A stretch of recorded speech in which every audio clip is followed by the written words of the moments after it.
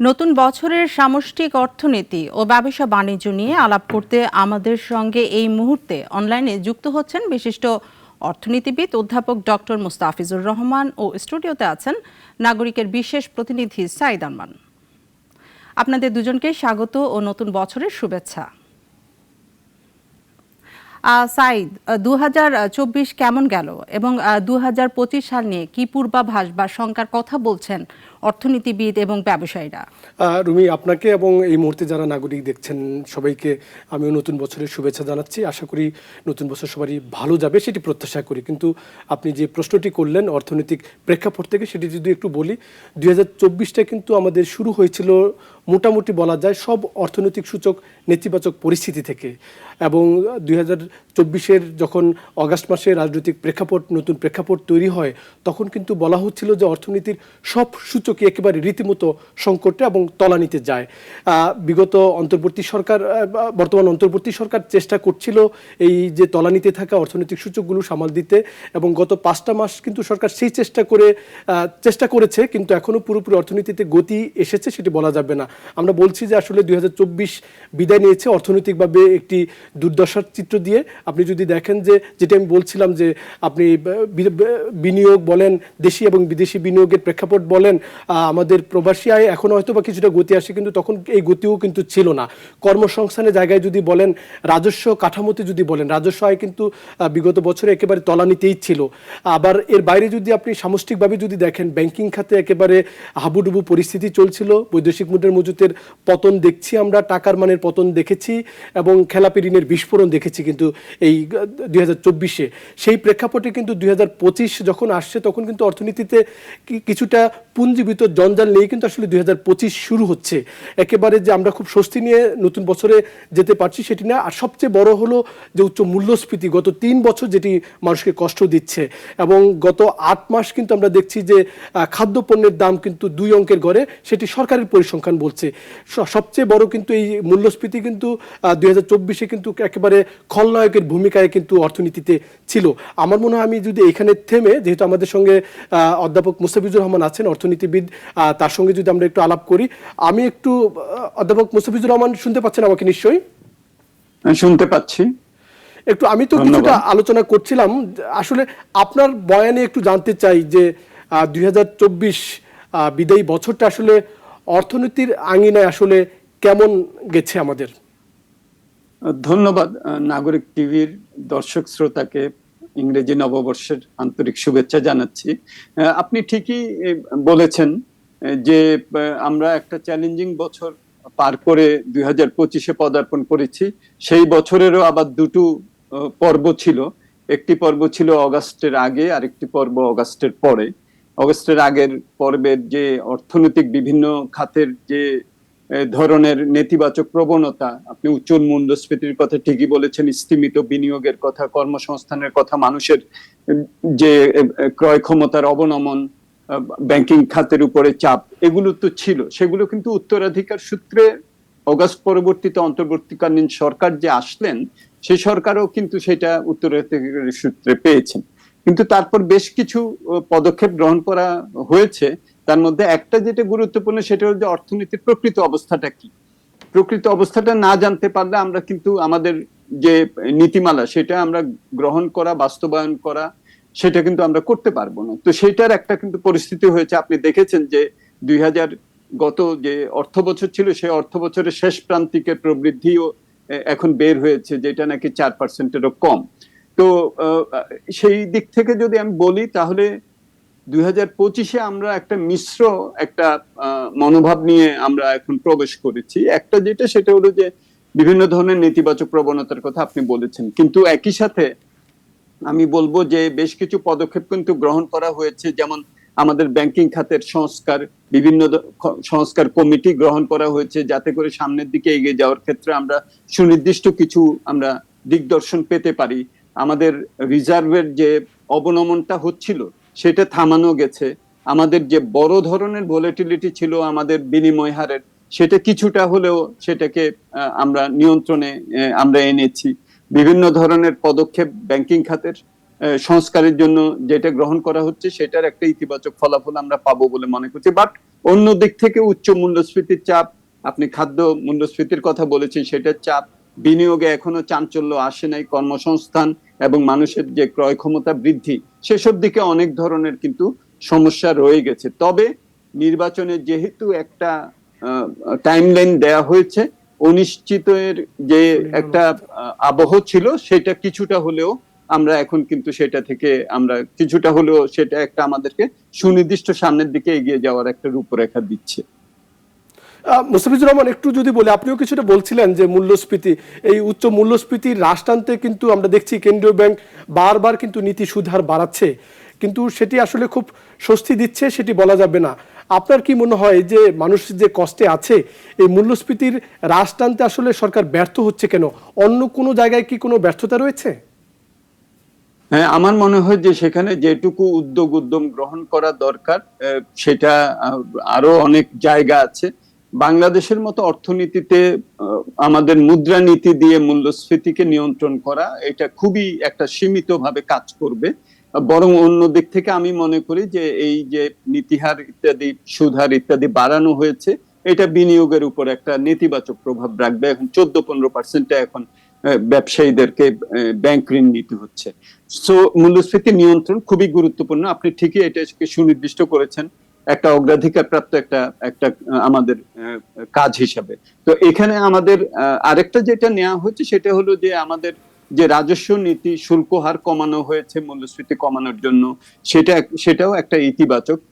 আমাদের মুদ্রানীতি এবং শুল্ক নীতির মধ্যে একটা সামঞ্জস্য বিধান আমাদের করতে হবে।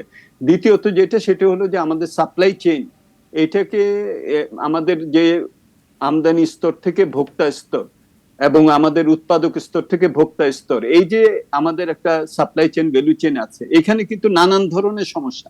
আজকেও আপনি খবরের কাগজে দেখেছেন যে আমাদের যে বাঁধাকপি, ফুলকপি, যেটা 2 টাকা বা 12 টাকায় সেটা বগুড়ায় বিক্রি হচ্ছিল, সেটা ঢাকায় এসে 3-4 গুণ দাম বেড়ে যাচ্ছে। এই যে এই ভ্যালু চেইনের মধ্যে যে অন্তর্বর্তীকালীন বিভিন্ন যারা প্লেয়ার আছে, সেখানে কিভাবে আমরা বাজার ব্যবস্থাপনাকে উন্নত করতে পারি, সেই পদক্ষেপগুলো গ্রহণ করতে হবে। এবং সেটা যদি করা যায় এবং মধ্যমেয়াদে আমাদের উৎপাদন ব্যবস্থা এবং উৎপাদন যদি বাড়ানো যায়, তাহলেই কেবলমাত্র আমরা এই চাহিদা এবং সরবরাহের মধ্যে যে পার্থক্য একটা হয়ে এটা হচ্ছে, বা বাজারের যে ইন্টারমিডিয়ারিজরা এটার জন্য কার্যকারণ, এটা। আর দ্বিতীয় যেটা, সেটা হলো যে সময় মতো আমদানি করে, স্টক করে, বিতরণ করে এটাকে সামাল দিতে হবে। এই ক্ষেত্রেও তথ্য উপাত্ত প্রকৃতটা জানা খুবই জরুরি। মুস্তাফিজুর রহমান, একটু বলবেন কিনা, আমরা দেখছি গত কয়েক বছরই কিন্তু আমাদের বিনিয়োগ একটি স্তরে আটকে আছে, দেশি এবং বিদেশি বিনিয়োগে বাড়ানো যাচ্ছে না। তো ঠিক কর্মসংস্থান তৈরি করতে গেলে তো আমাদের বিনিয়োগ বাড়াতে হবে, এই জায়গায় আসলে সরকারের করণীয় কি? অবশ্যই বিনিয়োগ তো আমাদের কর্মসংস্থানের সাথে জীবন মানের অবনমনকে রোধ করা। এখানে তো আমাদের প্রান্তিক, উপান্তিক, আমাদের স্থির আয়ের এবং প্রান্তিক আয়ের মানুষের উপরে খুব বড় চাপ পড়ছে, এবং সেটার সাথে বিনিয়োগের একটা বড় সম্পর্ক আছে। এবং ডিসেন্ট ওয়েজ এবং ডিসেন্ট কর্মসংস্থান, এটা শোভন কর্মসংস্থানের সুযোগ সৃষ্টি করা।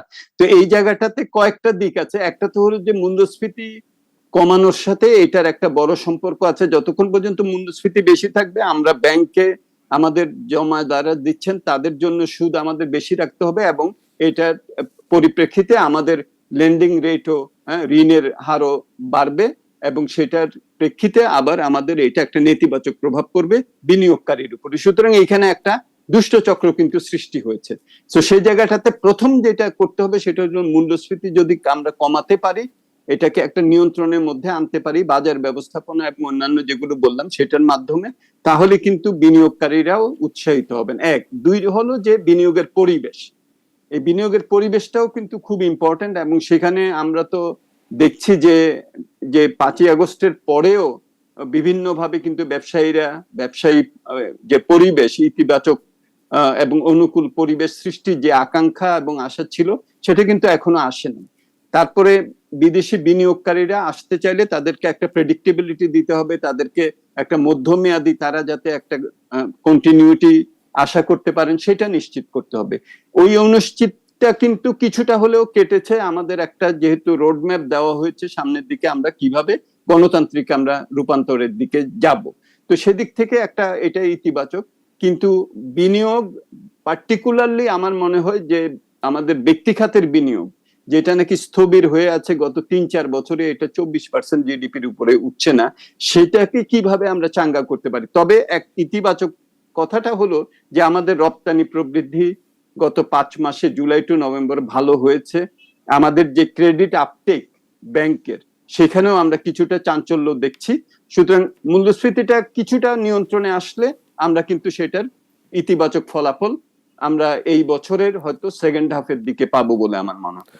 মুস্তাফিজুর রহমান, আপনি কিছুটা আশার কথা বলছিলেন, আবার নিরাশার কথা বলছিলেন। ঠিক সেই প্রেক্ষাপটে দাঁড়িয়ে যদি একটি প্রশ্ন করি, অন্তর্বর্তী সরকার জানিয়েছে যে 2025 অথবা 26-এর জুনের মধ্যেই জাতীয় সংসদ নির্বাচন হবে। যখন অর্থনৈতিক সংস্কার চলছে, কিছুটা আকাঙ্ক্ষা তৈরি হয়েছে অন্তর্বর্তীকালীন সরকার নিয়ে, ঠিক সেই প্রেক্ষাপটে নির্বাচনের এই আলোচনা, আপনার কি মনে হয় যে নির্বাচন ঘিরে তো বাংলাদেশের অর্থনীতিতে নতুন কিছু সংখ্যা তৈরি হয়, তো এই অর্থনৈতিক সংখ্যাটা কি আবার পুরো অর্থনৈতিক ব্যবস্থাপনাকে আবার একটু জটিল করবে কিনা? না, এখানে এটার উত্তর ইয়েস এন্ড নো। হ্যাঁ, আপনি ঠিকই বলেছেন যে এখানে একটা আশঙ্কা তৈরি হয়, এবং নির্বাচনের দিকে যত আমরা যাব সেখানে কি ধরনের পরিবেশে নির্বাচন হবে। এখানে কিন্তু সব দলেরই একটা দায়িত্ব থাকবে যাতে করে আমরা একটা শান্তিপূর্ণভাবে এই গণতান্ত্রিক রূপান্তরের দিকে আমরা যেতে পারি।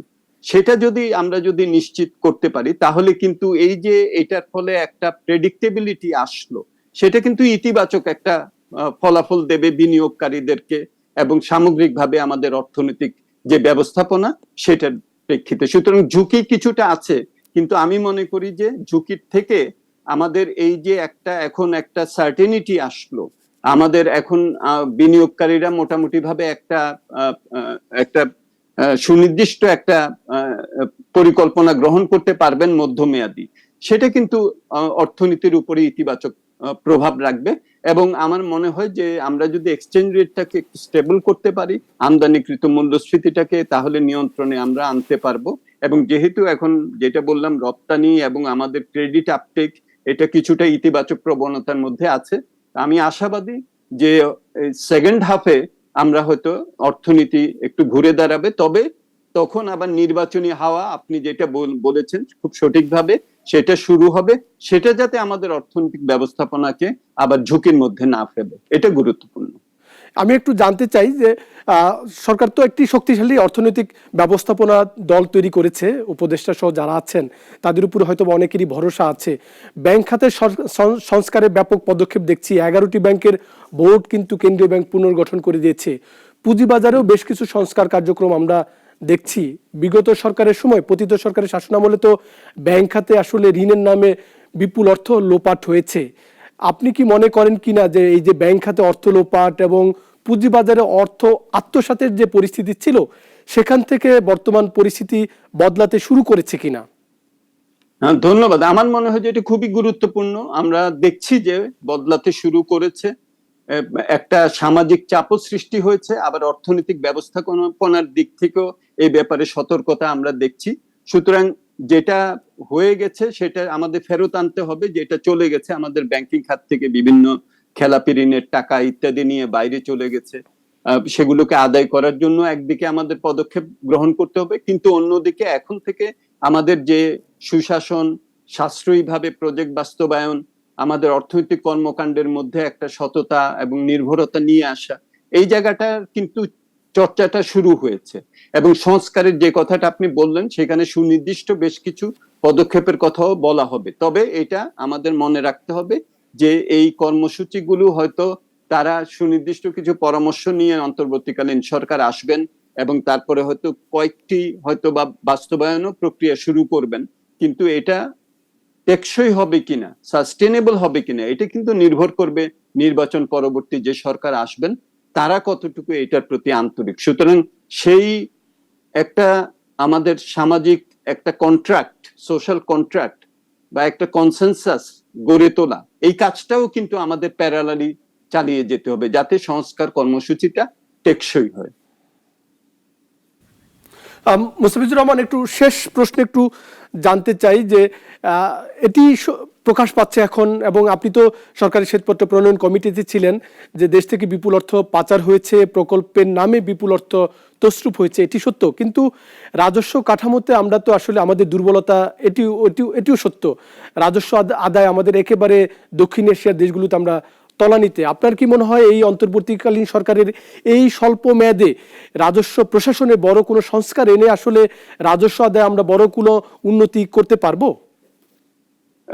দেখুন, এটা খুবই মুশকিল হবে যে স্বল্পকালীন সময়ে খুব বড় ধরনের আমাদের এই রাজস্ব জিডিপি, যেটা 8.2% মতো আছে, এটা খুব উল্লম্ফন হবে সেটা আমার মনে হয় না। তবে সংস্কার কর্মসূচি যেটা নাকি এখন এনবিআর এর করা হচ্ছে, অন্যান্য করা হচ্ছে, এটা একটা সময় পরে একটা টাইম ল্যাগ থাকে এগুলোর প্রকৃত ফল, ইতিবাচক ফলগুলো পেতে, সেটা কিন্তু আমাদেরকে কাজে লাগবে। এখন অনেক ভালো ভালো আমরা দেখছি যে সংস্কারের একটা প্রস্তাব দেয়া হচ্ছে, বিভিন্ন সুনির্দিষ্ট কর্মসূচি গ্রহণের কথা বলা হচ্ছে।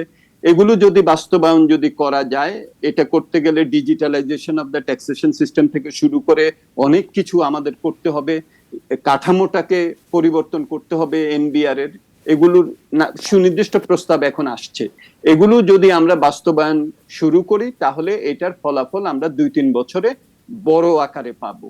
কারণ এটা যদি আমরা না করতে পারি, এই যে আমরা বিপজ্জনক এবং বাধ্যতামূলক একটা ঋণের মধ্যে ঢুকে যাচ্ছি, এবং এই ঋণ পরিষেবা অর্থনীতির উপরে বিরাট একটা চাপ সৃষ্টি করবে, এই দুষ্টচক্র থেকে কিন্তু আমরা মুক্তির একমাত্র উপায় হলো আমাদের রাজস্ব স্থানীয় যে মোবিলাইজেশন, এটাকে আরো বেগবান করা। সেটার প্রেক্ষিতে এই সংস্কার কর্মসূচিগুলো এটা একটা নেসেসারি ফ্যাক্টর, বাট সাফিসিয়েন্ট ফ্যাক্টরটা হলো যে এগুলোকে বাস্তবায়ন করার জন্য সুনির্দিষ্ট পদক্ষেপ গ্রহণ।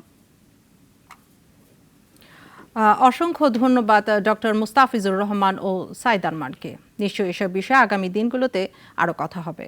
Double million offer, Walton fridge কিনে পেতে পারেন 20 লক্ষ টাকা, রয়েছে কোটি কোটি টাকার নিশ্চিত উপহার।